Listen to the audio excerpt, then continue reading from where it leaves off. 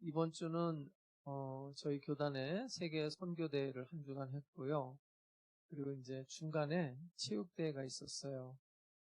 근데 맨 마지막에 보통 뭐 하죠? 체육대회 때? 예?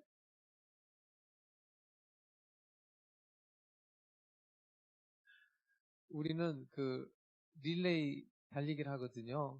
그 작년에 제가 했었어요.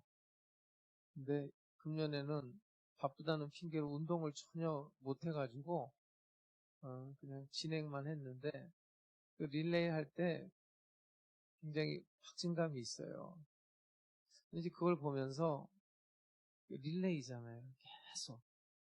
그러니까 우리 인생의 릴레이가 뭔가 봤더니 걱정 릴레이야. 예? 계속 그렇게 우리 인생이 그런 것 같더라고요. 이렇게 제가 사회를 보면서 단위에서 이렇게 보는데 우리 인생이 그렇게 쳇바퀴 돌아가듯이 릴레이를 하고 있어요. 우리 그 학교 다닐 때는 항상 무슨 걱정했죠? 시험날, 시험 걱정. 또 청년이 되면 이제 취업 걱정하죠.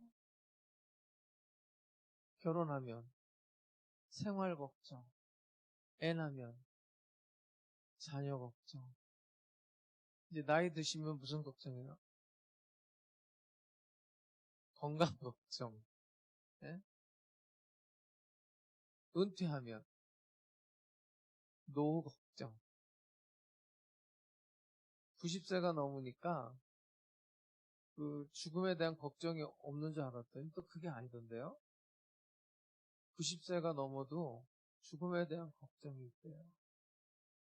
그런 어떤 우리 인생 자체가 걱정 릴레이인 것 같아요. 어떤 분은 저한테 이런 말 하신 분도 있어요. 걱정이 없으면 그게 더 걱정이래. 웃긴데 또 좀 뭐 나름 진심이 있어요. 하나님께서 우리의 걱정을 없애주는 게 아니라 오늘 성경을 보면 걱정을 기도의 문으로 바꿔주시는 하나님이에요. 오늘 보면 6절에 보면 아무것도 염려하지 말고 다만 모든 일에 기도와 간구로 너희 구할 것을 감사함으로 하나님께 어떻게 하래요? 아뢰라. 그러니까 아무것도 염려하지 말고 다만 모든 일에 뭐 하래요? 네, 기도를 하라는 거예요. 그러니까 우리가 걱정이 왜 없겠어요? 그런데 그 걱정이 느껴질 때 기도의 출발점으로 삼으라. 그러니까 나한테 걱정거리가 있으면 그건 무슨 신호죠? 네, 하나님을 끌어들이라. 그런 신호입니다. 오늘 본문의 배경은 바울이 지금 감옥에 있어요. 이걸 옥중서신이라고 그러거든요. 그런데 특이한 것은 이 빌립보서의 별명이 희락의 복음이에요. 여러분 감옥에 만약에 들어갔다고 가정해봐요. 우리 성도들은 감옥에 갈 일은 없는 줄로 압니다. 왜 아멘 안 해요? 뭐 죄졌어요? 네? 근데 뭐 감옥에서 요셉도 감옥에 갔지만 뭐 이렇게 기뻐할 일이 있을까요? 그런데 바울은 감옥에 있으면서 감옥 바깥에 있는 사람들한테 주 안에서 기뻐하라. 내가 다시 말하노니 주 안에서 항상 기뻐하라. 그리고 감사하라. 기도하라. 이게 감옥 안에 있는 사람이 바깥에 있는 사람한테 할 말이에요. 근데 바울은 분명히 걱정이 있고 두려움이 있었겠지만 그 걱정을 기도로 바꾼 거예요.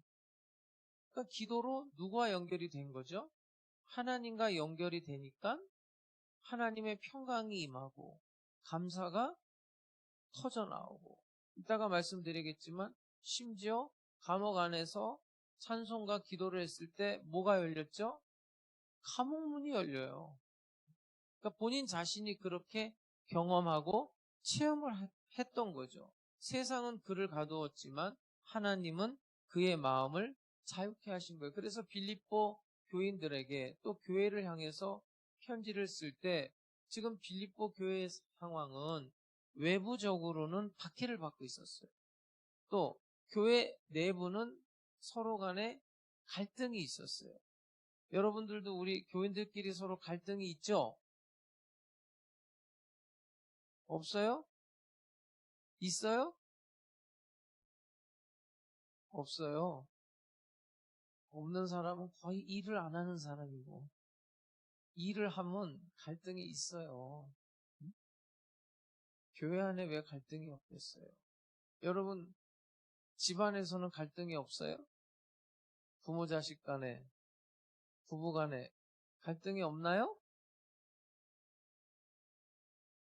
아, 또 집에서는 갈등이 있는데 교회에서는 없어요. 집안일은 열심히 하는데 교회 일은 별로 신경을 안 쓰나 보네. 예? 조금만 열심히 하다 보면 갈등이 생겨요. 예? 그런데 그것을 기도로 그 갈등을 해결하는 우리 성도들이 다 될 수 있기를 주님의 이름으로 축복합니다. 그래서 바울이 오늘 하는 말이에요. 아무것도 염려하지 말고 다만 모든 일에 기도와 간구로 너희 구할 것을 감사함으로 하나님께 아뢰라. 자, 그러면 아무것도 염려하지 말라 이 뜻이 걱정을 느끼지 말아라 이 뜻일까요? 여러분, 걱정을 한다는 것은 자연스러운 거예요. 자, 돈이 없으면은 당장 내일 먹을 게 없으면은 가족들 못 먹여 살리면 걱정해야 돼요, 안 해야 돼요? 해야지 인간이지. 예? 아니, 자기가 가장인데 말이야. 예? 뭐가 떨어지고 그런데도 하나도 걱정도 안 하고 인간도 아니죠, 그러면. 교회가 어려워요. 그럼 여러분 걱정해야 돼, 안 해야 돼요? 근데 왜 안 해? 그게 당연한 거예요, 여러분. 걱정을 해야죠, 당연히. 그런데 그 걱정이 걱정으로 끝나면 아무 의미가 없고, 걱정한다고 되나요? 아니, 걱정한다고 되면 얼마나 좋겠어. 걱정한다고 도움이 안 돼요. 그 걱정이 기도의 자리로 이어져야 된다는 거예요. 자, 예수님께서 마태복음 6장에 보면 이런 말씀이 나와요. 그러므로 내가 너희에게 이르노니 목숨을 위하여 무엇을 먹을까? 무엇을 마실까? 몸을 위하여 무엇을 입을까? 뭐하지 말아라. 염려하지 말라. 왜 그러냐면 목숨이 음식보다 중하지 아니하며 몸이 의복보다 중하지 아니하냐. 공중의 새를 봐라. 심지도 않고 거두지도 않고 창고에 모아들이지도 아니하되 너희 하늘 아버지께서 어떻게 한다? 기르시나니. 또 하나의 이유가 나와요. 염려하지 말아야 될 이유는 너희는 이것들보다 귀하지 아니하냐. 그러면서 또 하나의 이유가 또 나와요. 너희 중에 누가 염려함으로 그 키를 한 자라도 더할 수 있겠느냐. 자기 키에 대해서 불만이 있는 사람만 아멘 해보세요. 아, 다 만족해요? 여기서 이제 그 키라는 게 이제 풋노트를 보면 목숨으로 번역할 수도 있어요. 그러니까 내가 걱정한다고 해서 키를 더 크게 할 수 있느냐. 내가 걱정한다고 해서 죽을 사람이 안 죽어요? 그렇지는 않다는 거예요. 그러니까 걱정해서 해결이 된다면 얼마나 좋겠어요. 근데 걱정은 그냥 내 에너지를 소모할 뿐이고 걱정이 느껴질 때 아버지께 기도하라는 거예요.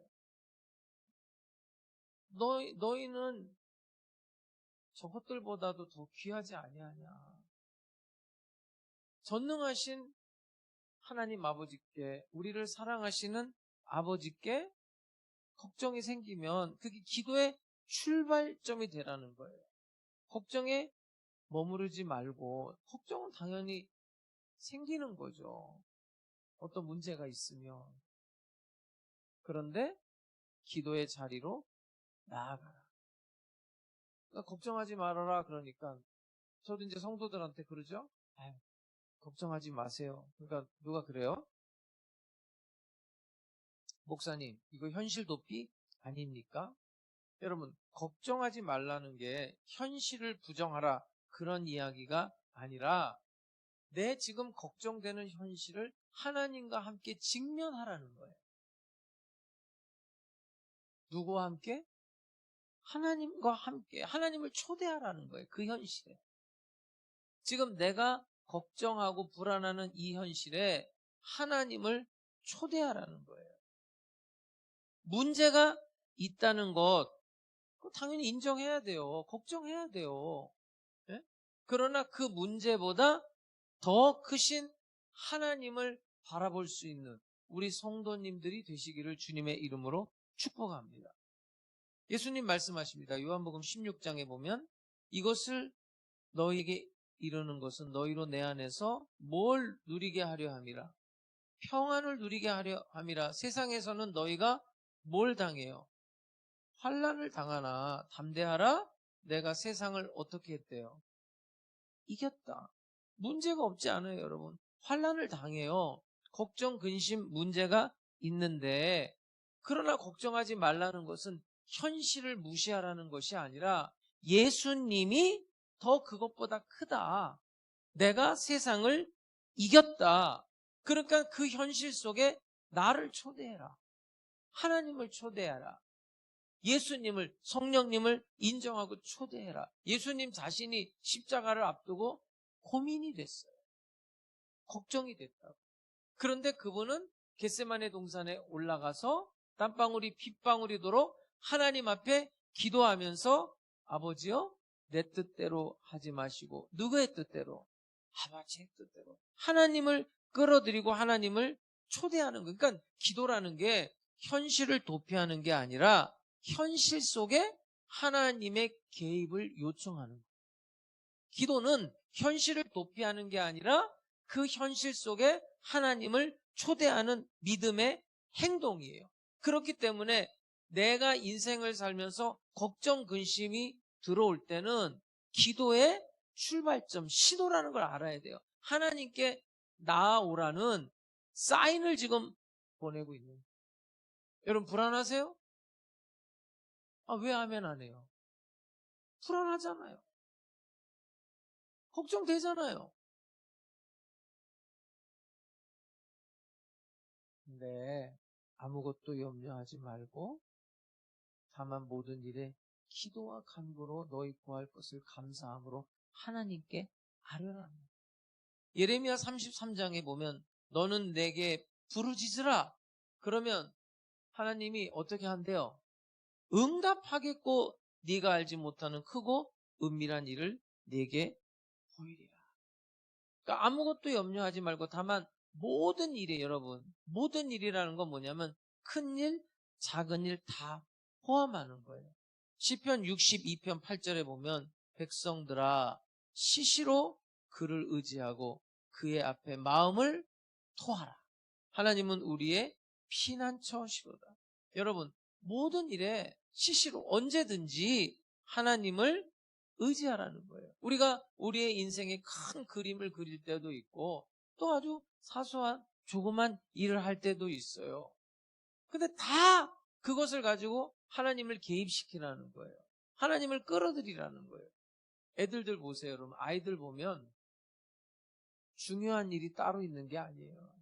중요한 일이나 사소한 일이나 똑같아요, 애들들한테. 다 누구한테 시시콜콜 말해요. 부모한테 다 시시콜콜 말하는 거예요. 그러니까 우리가 하나님 앞에 시시로 우리의 마음을 토하는 거예요. 하나님, 이제 애들들이 커서 그런가 제 말을 듣지 않아요. 속상해요, 하나님. 하나님, 오늘 출근해야 되는데 나가기 싫어요. 가고 싶지 않아요. 어떻게 해야 돼요?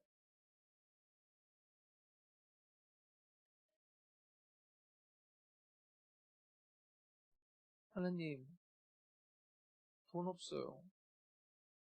돈 없어서 불안해요. 하나님, 이거 이제 발표해야 되는데 하나님 좀 도와주세요. 큰 그림 그릴 때도 우리 인생은 또 아주 사소한 일을 내가 여러분에게 뭐 그렇게까지 요구하지는 않지만 내가 아는 사람은요 그런 사람도 있어요. 하나님 오늘은 뭐 먹을까요? 짬뽕 먹을까요? 짜장면 먹을까요? 그래서 짬짜면이 나왔나 봐. 고민하지 말고. 난 좀 사소한 일에도 이렇게 하나님을 개입시켜서 그 조그만 걱정거리까지도 기도하라는 거예요. 여러분, 기도를 어떤 사람들은 종교 행위로 생각해요. 오늘도 이제 어쨌든 예배 나왔으니까 여러분 기도해요, 안 해요? 기도만 하는 거야, 그냥. 네? 체험이 있어야 돼. 말씀 좋다. 말씀. 그게 뭐예요? 말씀 좋은 게. 그게 무슨 상관이에요, 여러분하고? 나싱. 아무것도 아니에요. 내가 그 말씀을 경험하고 그걸 체험해야 되는 거야. 하나님을 경험하고 하나님을 체험하고 오늘도 이 예배 시간에 하나님의 임재를 경험하는 사람과 그렇지 않은 사람은 하늘과 땅이에요. 경험을 해야 돼요. 여러분 숨을 멈추면 한 5분 이상 멈추면 어떻게 돼요? 죽잖아요. 기도를 멈추면 영혼이 메말라요. 믿음이 메말라요.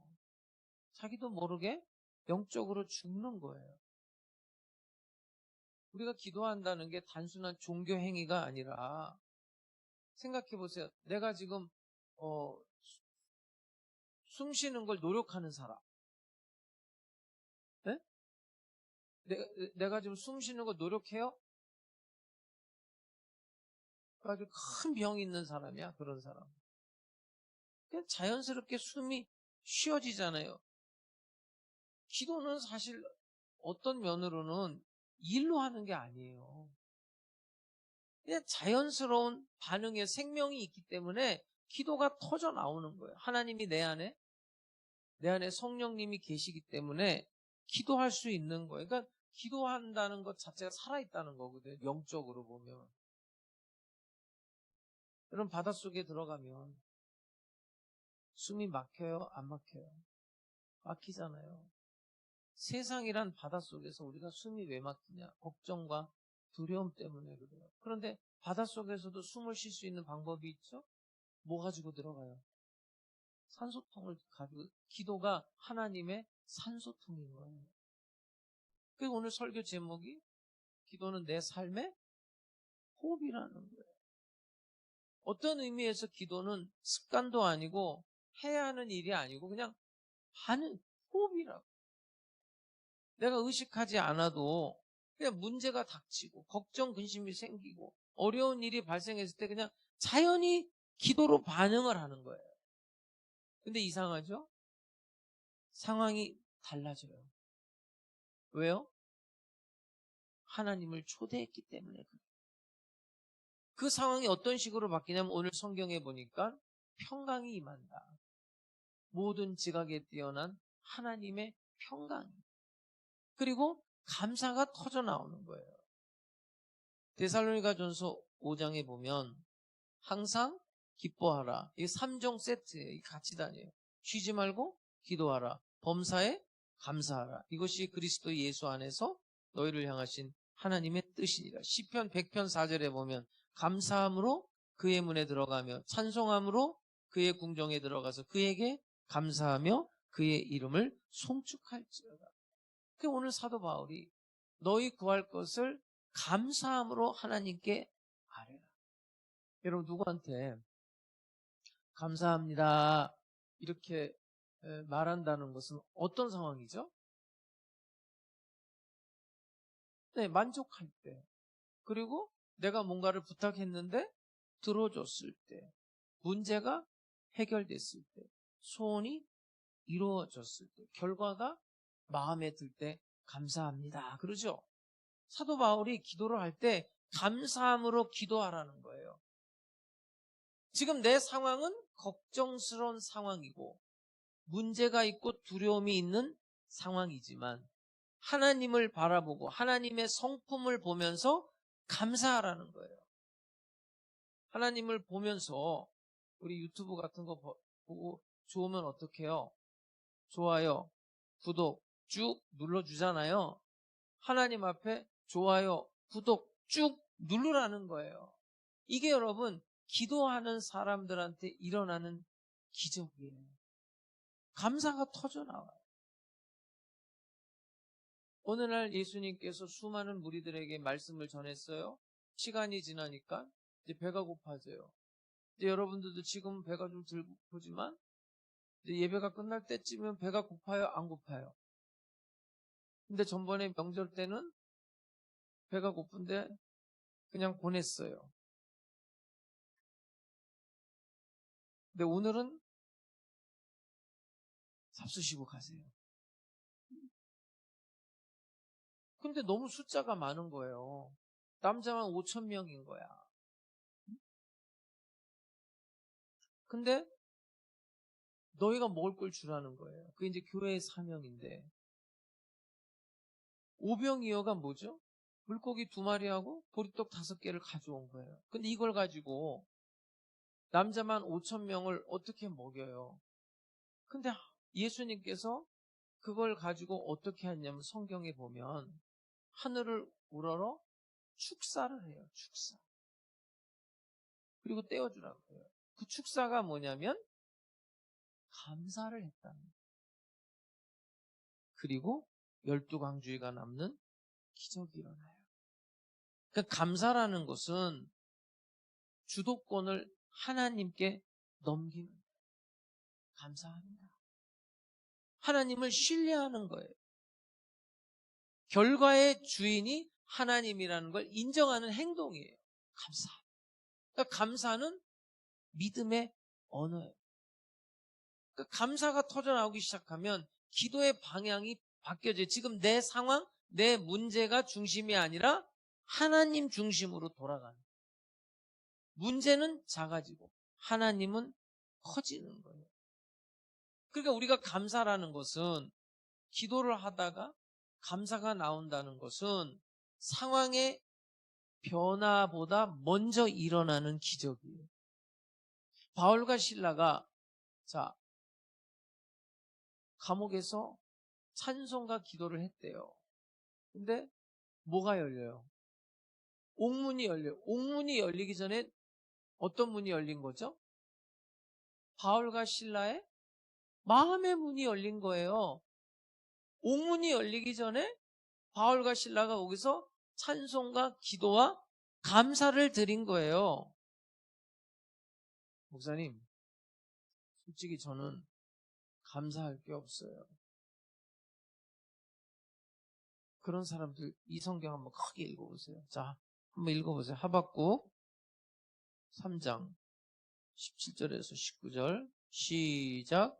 비록 무화과 나무가 무성하지 못하며 포도나무에 열매가 없으며 감람나무에 소출이 없으며 밭에 먹을 것이 없으며 우리의 양이 없으며 외양간에 소가 없을지라도 나는 여호와로 말미암아 즐거워하며 나의 구원의 하나님으로 말미암아 기뻐하리로다. 주 여호와는 나의 힘이시라. 나의 발을 사슴과 같게 하사 나를 나의 높은 곳으로 다니게 하시리로다. 네, 거기까지요. 네? 결국은 하나님이 높은 곳으로 다니게 해줘요. 없는데도 감사를 하면 그냥 억지로라도 감사해보세요. 억지로라도.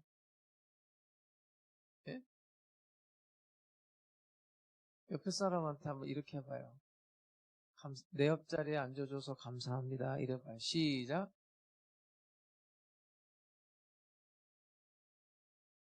감사하잖아요. 어떤 경우에는 내 옆에 막 안 앉아요. 어제도 제가 어쩔 수 없이 토요일 날은 안 움직이는데 그 결혼식 안 갈 수가 없는 결혼식. 그래 갔는데 사람들 다 이렇게 앉아서 먹는데 그냥 혼자서 밥 먹는 사람 보니까 참 안타깝더라고. 누가 거기 가서 앉지를 않아. 이게 감사할 일이 사실은 너무 많은 거예요. 뭐가 없고 뭐가 물론 없죠. 오늘도 여러분 아침에 뭘 떴어요? 눈 뜬 것도 감사한 거예요. 제가요, 설교를 하다가요, 눈을 못 떠가지고요, 눈 감고 설교한 적도 있어요, 여러분. 눈이 안 떠지는 거예요. 네? 그래서 30분을 눈 감고 설교했어요, 눈 감고. 그러다가 이제 시간이 지나니까 이제 눈이 떠지더라고요. 별일이 다 있더라니까. 방구 끼는 것도 감사하세요. 누가 또 병원 신방 오러더니 방구 좀 끼게 해달라고 안수를 해달래.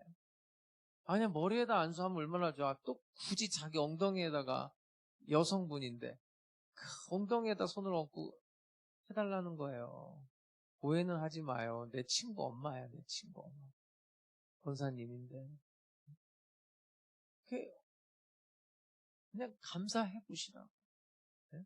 밥 먹을 때도 감사하시고. 감사하다 보면 하나님께서 알아서 처리해 주실 줄로 믿습니다. 7절에 보니까 하나님의 평강이 그리스도 예수 안에서 너희 마음과 생각을 지키시리라. 그러니까 기도의 결과는 단순히 문제 해결 받았다가 아니라 우리 마음을 지켜준다는 거예요. 평강을 주신다는 거예요. 그러니까 평강이 왔다는 게 뭐냐면 기도함을 통해서 하나님이 나와 함께 하시는구나. 이렇게 확신이 들어요. 이것은 단순히 마음의 진정제가 아니라 마음의 위로가 아니라 하나님이 일하기 시작했다는 사인이에요. 기도하면서 내가 평강을 느끼면, 그러니까 기도했는데 평강이 왔다. 그게 끝이 아니에요, 여러분. 기도하는데 마음의 평강이 왔어요. 그때부터가 시작이에요. 내 마음이 새로워지고 내 시선이 바뀌고 여러분 못 보던 걸 보게 되고 듣지 못했던 것을 듣게 돼요. 평강이 임하면. 여러분 두려움은요. 못 봐요. 물결이 막 요동치면은 그 물속에 뭐가 있는지 볼 수가 없어요. 저는 그 방학 때마다 어렸을 때부터 시골에 갔는데 시골은 왜 이렇게 꼼꼼한지 몰라. 그리고 화장실이 지금은 다 집 안에 있지만 바깥에 있어. 무서워요, 어린 나이에. 그럼 혼자 화장실을 못 가요. 그럼 할머니를 깨운다고. 무서우니까. 화장실은 급하고. 이제 요강을 놓고 쓸 때도 있는데 그것도 이제 막 넘칠 때가 있잖아요. 근데 할머니 손을 딱 잡고 그 깜깜한 데를 가면 안 보였거든요. 맨 처음에는. 근데 보인다니까요. 그게 안정이 되면 그게 보여요. 그게 평강이에요. 평강. 그때부터 이제 기적이 일어나기 시작하는 거예요. 그럼 하나님은 여러분 꼭 알아야 돼요. 저를 보세요. 저를. 네? 뭐 쓰지 말고 저를 보세요. 그거 써놓으면 내가 다음에 또 설교하기가 힘들어요. 네? 하나님은 상황을 변화시키기도 하지만 나를 먼저 손을 봐요. 우리는 이제 상황을 변화시켜 달라고 기도하는데 하나님은 내가 너부터 좀 손 좀 봐야 되겠다. 요셉의 이야기는 여러분 성경을 정직하게 읽어보면 요셉이 잘못한 게 꽤 있어요. 그 자기 형들에 대해서 자기 아버지한테 고자질도 하고 그게 완벽하지 않아요, 사실은. 단련시키거든요. 시편 기자가 요셉을 이렇게 묘사했어요. 절묘하게 묘사했는데 한번 볼게요. 시편 105편 16절부터 보면 이게 지금 요셉에 대한 증거거든요. 그가 또 그 땅에 기근이 들게 하사 그들이 의지하고 있는 양식을 다 끊으셨도다. 그가 한 사람을 앞서 보내셨으며 누구죠 그게? 요셉이에요. 요셉이 종으로 팔렸도다. 그의 발은 착고를 차고 그의 몸은 쇠사슬에 매었으니 아시죠? 감옥 가잖아요. 곧 여호와의 말씀이 응할 때까지라. 그의 말씀이 그를 어떻게 했다고요? 단련하였도다. 그럼 우리가 기도를 한다는 것은 하나님이 나를 단련시키고 나를 다듬는 거예요. 나를 빚는 과정이에요. 여러분 반드시 꺾어줘야 될 게 있어요. 교만이. 반드시 교만을 꺾으세요. 하나님. 그리고 성급한 마음을 다듬고 하나님의 타이밍을 기다릴 줄 아는 사람으로 만들어요. 그래서 감옥의 죄수에서 애굽의 총리까지 가는 거예요. 미켈란젤로가 다윗상을 조각할 때 사람들이 물었어요. 이 돌덩이에서 어떻게 다윗이 나올 줄 알았느냐? 미켈란젤로가 이렇게 대답을 했다고 해요. 다윗은 이미 이 돌 안에 있었습니다. 나는 그를 가두고 있는 돌을 조금씩 깎아냈을 뿐입니다. 하나님이 우리를 이런 식으로 빚는 거예요. 우리 안에 이미 하나님의 형상이 있고 우리 안에 이미 하나님의 응답이 있는 줄 믿습니다. 걱정으로, 교만으로, 두려움으로, 불안으로 덮여 있는 걸 하나님이 하나씩 깎아내는 거예요. 그 과정이 기도예요, 기도. 에스겔서 36장 37절을 보세요. 주 여호와께서 이같이 말씀하셨느니라. 그래도 무슨 얘기냐면 여러분 하나님이 우리한테 이스라엘에게 여러분에게 여러분의 사업장에 다 축복을 약속하셨어요. 그래도 이스라엘 족속이 이같이 자기들에게 이루어 주기를 내게 뭐하라? 기도해야 된다는 거예요. 그러면 내가 그들의 수요를 양떼같이 많아지게 하겠다. 예수님도 똑같은 말씀을 하셨어요. 너희가 구하기 전에 너희 하늘 아버지가 안다 모른다. 아셔요. 아니 아는데 왜 기도해요? 그런데 아는데도 그래도 구하라? 그러면 어떻게 된다? 얻을 것이라는. 그래도 구하라는 거예요, 나한테. 다시 말씀드립니다. 기도는 현실 도피가 아니에요. 기도는 내 현실 속에 하나님을 초청하는 거예요. 하나님이 들어오는 거예요. 그 순간 사람도 바뀌고 상황도 바뀌는 거예요. 모세가 기도했더니 홍해가 갈라져. 엘리야가 기도했더니 하늘에서 비가 와요. 바울이 기도했더니 옥문이 열려요. 야고보서 5장 16절 보면 그러므로 너희 죄를 서로 고백하며 병이 낫기를 위하여 서로 기도하라. 누구의 간구는? 의인의 간구는 역사하는 힘이 크다는 거예요. 기도는 문제를 도피하는 게 아니라 이 문제에 하나님을 초대하는 믿음의 행동이에요. 왜 걱정이 없겠어요? 왜 문제가 없겠어요? 걱정 릴레이죠. 그런데 여러분, 그 걱정 릴레이가 기도 릴레이로 바뀔 수 있기를 주의 이름으로 축복합니다. 이사야서 41장 10절에 보니까 두려워하지 말라 내가 너와 함께함이라. 놀라지 말라 나는 네 하나님이 됨이라. 내가 너를 굳세게 하리라. 참으로 너를 도와주리라. 참으로 나의 의로운 오른손으로 너를 붙들리라. 걱정이 들어오는 그 순간에 여러분 기도를 시작하시기를 주의 이름으로 축복합니다. 기도는 내 삶의 호흡입니다. 제가 이렇게 성도들하고 문자 주고받을 때 혹은 또 이렇게 문자 주고받을 때 맨 뒤에다가 꼭 붙이는 단어 하나가 있어요. 그것은 샬롬이에요. 샬롬은 무슨 뜻이냐면 평강인데 단순한 평강이 아니에요. 정치, 경제, 사회, 문화, 교육, 인간과의 관계, 하나님과의 관계 속에서의 평화를 뭐라 그런다고요? 그게 샬롬. 하나님의 평강이 임한다는 거예요.